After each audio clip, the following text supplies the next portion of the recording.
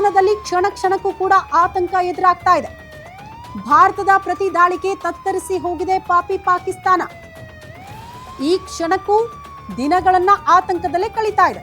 ಪಾಕ್ ಸೇನಾ ನೆಲೆಗಳನ್ನ ಧ್ವಂಸಗೊಳಿಸಿದೆ ಭಾರತೀಯ ಸೇನೆ.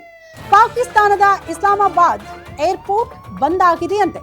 ಪಾಕಿಸ್ತಾನ ಪ್ರಧಾನಿ ಶಹಬಾಜ್ ಶರೀಫ್ ತುರ್ತು ಸಭೆ ಕರೆದಿದ್ದಾರೆ ಅನ್ನೋದ್ರ ಡೀಟೇಲ್ ಸಿಗ್ತಾ ಇದೆ. ಅಟ್ಲೀಸ್ಟ್ ಬಂದ್ರಲ್ಲ, ಈಗಲಾದ್ರೂ ತುರ್ತು ಸಭೆ ಕರೆಯೋದಕ್ಕೆ ಪರಿಸ್ಥಿತಿಯನ್ನ ನಿಭಾಯಿಸುವ ಮನಸ್ಸು ಮಾಡಿದ್ರಲ್ಲ ಅನ್ನೋದು ಅಲ್ಲಿನ ನಾಗರಿಕರಿಗೆ ಸಮಾಧಾನ ತರಿಸಬೇಕು.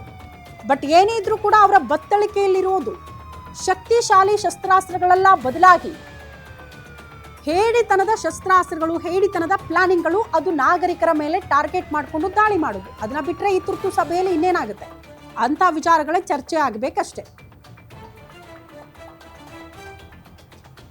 ಸೊ ಪಾಕಿಸ್ತಾನದಲ್ಲೂ ಕೂಡ ಅಲ್ಲಿನ ಪ್ರಧಾನಿ ಕೆಲ ಕ್ಷಣಗಳಲ್ಲಿ ಏನೋ ತುರ್ತು ಸಭೆ ಕರೆದಿದ್ದಾರಂತೆ. ಸಭೆಯಲ್ಲಿ ಏನ್ ಚರ್ಚೆ ಮಾಡ್ತಾರೋ ಕಾದ್ ನೋಡೋಣ. ಈ ಕಡೆ ಭಾರತದ ಮಟ್ಟಿಗೂ ಕೂಡ ಕೆಲ ಕ್ಷಣಗಳಲ್ಲಿ ಹೈ ವೋಲ್ಟೇಜ್ ಮೀಟಿಂಗ್ ಪ್ರಾರಂಭ ಆಗುತ್ತೆ 3 ಸೇನಾ ಮುಖ್ಯಸ್ಥರ ಜೊತೆಗೆ. ಅದಾದ ಬಳಿಕ ಸರಿಯಾಗಿ ಬೆಳಿಗ್ಗೆ 10:30ಕ್ಕೆ ಇನ್ನೇನು ಕೆಲ ಕ್ಷಣಗಳು ಮಾತ್ರ ಬಾಕಿ, ಸುದ್ದಿಗೋಷ್ಠಿ ಕೂಡ ಪ್ರಾರಂಭ ಆಗುತ್ತೆ ಭಾರತೀಯ ಸೇನೆಯಿಂದ. ಸೊ ಅಲ್ಲಿ ಅಧಿಕೃತ ಮಾಹಿತಿ ಸಿಗ್ತಾ ಹೋಗುತ್ತೆ. ಯಾವ ರೀತಿ ಇತ್ತು ಕಾರ್ಯಾಚರಣೆ, ಭಾರತೀಯ ಸೇನೆ ಪಾಕಿಸ್ತಾನದ ದಾಳಿಯನ್ನ ಯಾವ ರೀತಿ ವಿಫಲ ಮಾಡ್ತು ಅಂತ. ಮೋಸ್ಟ್ಲಿ ಇವತ್ತು ಪ್ರಸ್ತಾಪ ಆಗೋದು ಆಕಾಶ್ ಕ್ಷಿಪಣಿಯ ಬಗ್ಗೆ. ಇವತ್ತಿನ ಪ್ರೆಸ್ ಮೀಟ್ನಲ್ಲಿ ಅದನ್ನು ಪ್ರಸ್ತಾಪ ಮಾಡ್ತಾರೆ. ಕಾರಣ 25 ಡ್ರೋನ್ಗಳು, ಈ ಮಿಸೈಲ್ಗಳ ಅಟ್ಯಾಕ್ ಏನಾಯಿತು ಪಾಕಿಸ್ತಾನದಿಂದ, ಅದೆಲ್ಲವನ್ನ ಕೂಡ ಹೊಡೆದು ಹಾಕಿರೋದು ಇದೇ ಆಕಾಶ್ ಕ್ಷಿಪಣಿ. ನಮ್ಮ ಬೆಂಗಳೂರಿನ DRDO ಸಿದ್ಧಪಡಿಸಿರುವಂತಹ ಆಕಾಶ್ ಕ್ಷಿಪಣಿಯ ಮೂಲಕ ಎಲ್ಲವನ್ನ ಕೂಡ ಹೊಡೆದು ಹಾಕಲಾಗಿದೆ. ಸೊ ಆ ಎಲ್ಲ ಪ್ರಮುಖ ವಿಚಾರಗಳು ಕೂಡ ಇವತ್ತು ಸುದ್ದಿಗೋಷ್ಠಿಯಲ್ಲಿ ಪ್ರಸ್ತಾಪ ಆಗುವ ಸಾಧ್ಯತೆ ಇದೆ. ಹಾಗಾಗಿ ಬಹಳ ಕುತೂಹಲ.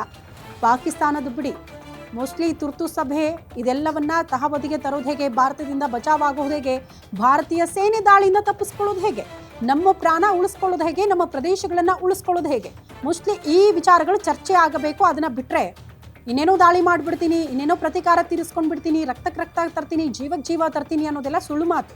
ಅಂಥ ಶಕ್ತಿ ಸದ್ಯದ ಮಟ್ಟಿಗೆ ಪಾಕಿಸ್ತಾನದ ಹತ್ರ ಇಲ್ಲ.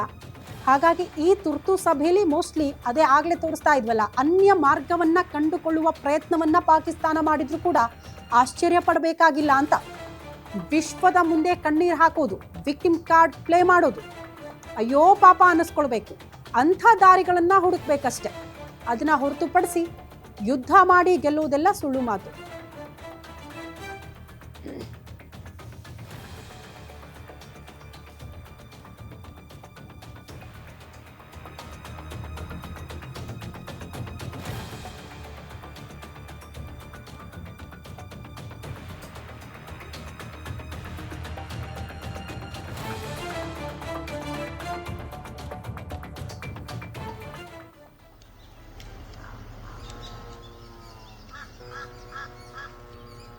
Taze koyun, ha?